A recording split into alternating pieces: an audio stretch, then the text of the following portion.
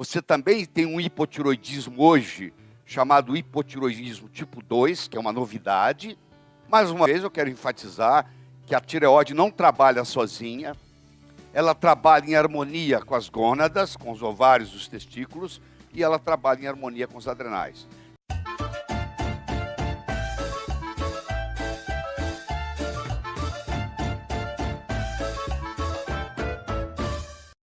Aí esse hipotálamo, através da pituitária, vai até a glândula libera o hormônio, que no caso aqui libera-se 80% de T4 e 20% de T3.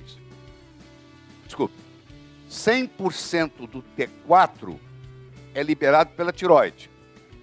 Somente 20% do T3 é liberado pela tireoide. Mas na liberação total da tireoide, ela libera 80% é T4 e 20% é T3. Só que o T4 só é feito na tireoide. O T3, 20 a 30% dele é feito na tireoide e o restante, 70% a 80%, ocorre a nível de tecido, onde o T4 se transforma em T3. Aí que começa o problema.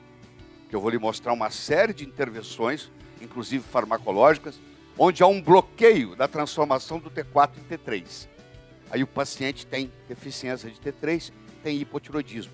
Só que o T4 faz o feedback com o TSH. Então, se os níveis de T4 estiverem normais, o TSH vai mostrar normal.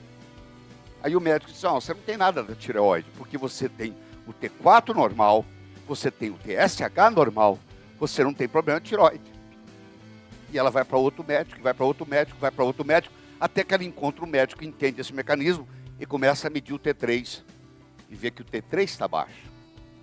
Aí é diagnosticado o hipotireoidismo subclínico e aí você faz a reposição, é mágica, muda a vida da pessoa. Da mulher eu digo porque o hipotireoidismo, como você sabe, é muito mais comum em mulher do que no homem.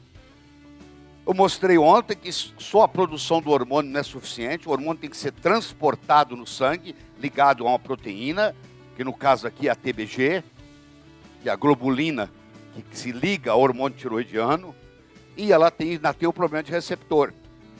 Do mesmo jeito que no diabetes você tem a resistência insulínica a nível de receptor, você também tem um hipotiroidismo hoje, chamado hipotiroidismo tipo 2, que é uma novidade, onde o problema não está na glândula, o problema não está no hormônio, o problema não está no transporte, o problema está a nível de receptor.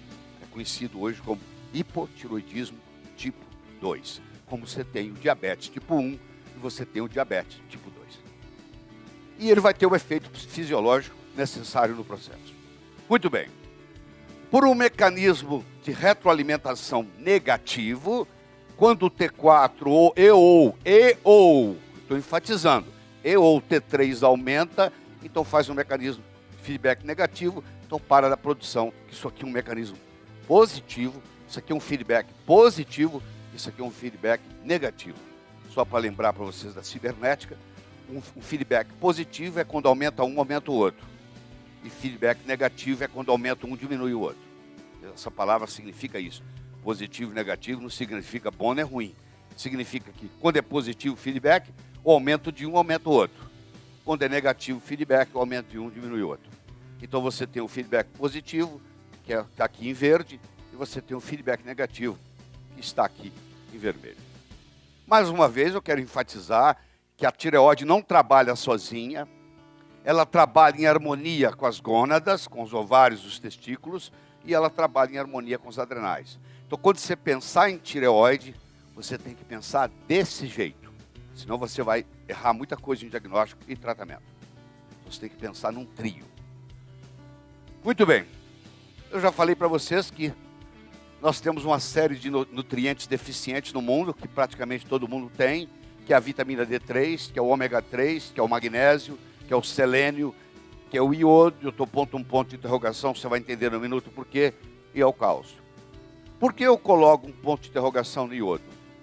Porque você vai ver que tem países que têm excesso de iodo, tem países que têm iodo normal, e tem países que têm deficiência de iodo. Dentro de um mesmo país, como é o Brasil, existem regiões que têm excesso de iodo. Existem regiões do iodo está normal e existem regiões onde o iodo está deficiente. Então, você tem que tomar cuidado quando você raciocina com relação ao iodo. Muito cuidado. Isso é uma coisa que a gente não vê na clínica, esse cuidado.